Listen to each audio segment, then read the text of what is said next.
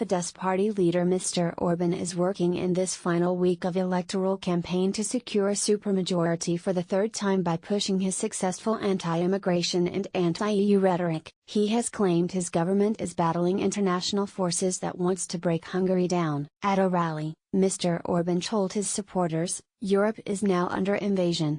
Brussels is not defending Europe and it is not halting immigration, it wants to dilute the population of Europe and to replace it, to cast aside our culture, our way of life and everything which separates and distinguishes us Europeans from the other peoples of the world.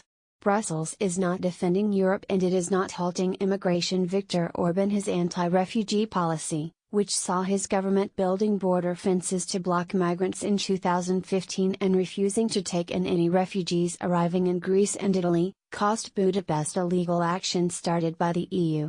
The bloc is suing Hungary for rejecting a quota of less than 1,300 refugees and for tightening state control over non-for-profit organizations. The European Union is also accusing Mr. Orban of changing the education law to force the Central European University to leave Budapest, an institute founded by liberal billionaire philanthropist George Soros. Despite the legal action, the anti-EU strategy is proving successful in the latest polls, which suggest that about 50% of decided voters intend to back Fidesz. A similar result would reward Mr. Orban with a supermajority of 2/3 of the seats in parliament, the power to pass legislation at will and change the constitution introduced in 2012.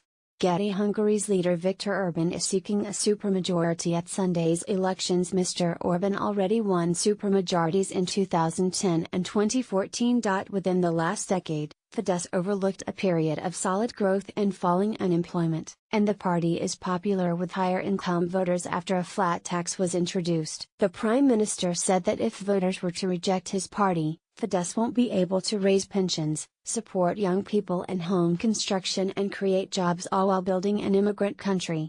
Getty Hungary's leader Viktor Orban said the EU is under invasion. Fidesz leader has been accused of stoking hatred, overseeing massive corruption and undermining Hungary's democracy as he seeks to turn it into a liberal state by his opponents. To fight back at these allegations, he said in an interview on Good Friday, "In Hungary there are around 2,000 paid people working during the election campaign to topple the government and install a new pro-immigration cabinet acceptable to George Soros.